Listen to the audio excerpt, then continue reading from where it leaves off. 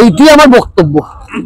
কিন্তু লোকসভা অধিবেশনে যদি এরা অনুপস্থিত থাকে তাহলে বিজেপি সুবিধা পেয়ে যাবে একদম। আমরা মুখ্যমন্ত্রীকে দুহাত তুলে ভোট দিচ্ছি, আশীর্বাদ করেছি, এটা আমরা মুসলমানরা বুঝে গেছি। আর এই ওয়াকাফ বিলের বিরোধিতা আমরা যা করছি তার চেয়ে বেশি মমতা ব্যানার্জি পশ্চিমবঙ্গের মুখ্যমন্ত্রীকে করে দেখাতে হবে। অমিত শাহ বলছে যে কেউ ওয়াকাফ বিল আটকাতে পারবে না, আমরা কেউ ওয়াকাফ আইন পাস করবই। শুনুন না, তাহলে অমিত শাহ বলছে আমরা ওয়াকাফ বিল পাস করবই, তাহলে এখানে বুঝে নিতে হবে আপনাদের।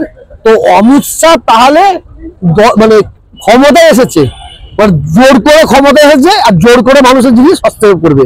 তো অমিত শাহকে আমরা জানিয়ে দিই, ভারতবর্ষের মুসলমান আমরা জীবন থাকতে আমরা ওয়াকাফ সম্পত্তি দখল করতে দেবো না, আত্মসাৎ করতে দেবো না। ওয়াকাফ সম্পত্তিটা অমিত শাহর বাবার সম্পত্তি নেই, আর আমি তহাসির দিকে আমারও বাবার সম্পত্তি নেই। ওয়াকাফ সম্পত্তি হচ্ছে আল্লাহর সম্পত্তি, আল্লাহর সম্পত্তি।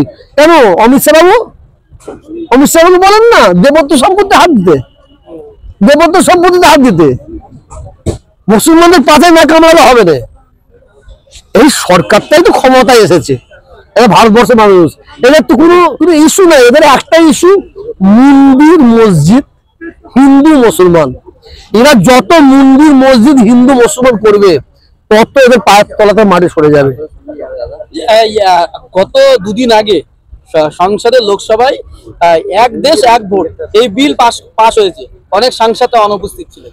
দেখেন, এক দেশ এক ভোট যে বিল পাস হয়েছে, এটা যারা রাজ্য সরকার আছে, যারা এমএলএ আছে, তারা এমপি আছে, তারা দেখবে। এতে আমরা তো মানে ভোটার, মানে এক দেশ এক ভোটার যদি হয় সেটা তারা দেখবে, সেটা প্রত্যেক রাজ্যের মন্ত্রীরা দেখবে, এমএলএ এমপিরা দেখবে।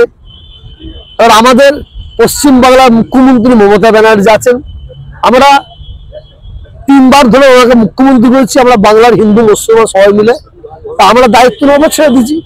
আবার এই ওয়াকাফ বিলের বিরোধিতা আমরা যা করছি তার চেয়ে বেশি মমতা ব্যানার্জি পশ্চিমবঙ্গের মুখ্যমন্ত্রীকে করে দেখাতে হবে।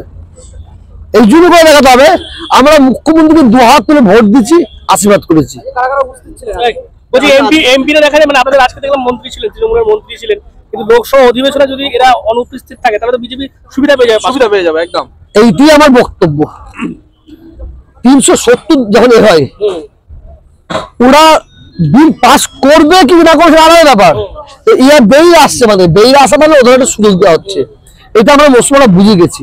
তো ওয়াকাফ বিল যখন পাস করবে, আমি পশ্চিমবঙ্গের মুখ্যমন্ত্রীকে বলবো ওখান থেকে কোনো এমপি না বাইরে আছে, প্রতিবাদ করতে হবে তাদের, সেটা আমরা বাংলা মানুষ দেখতে চাইছি। আপনার নজর রাখছেন? অবশ্যই।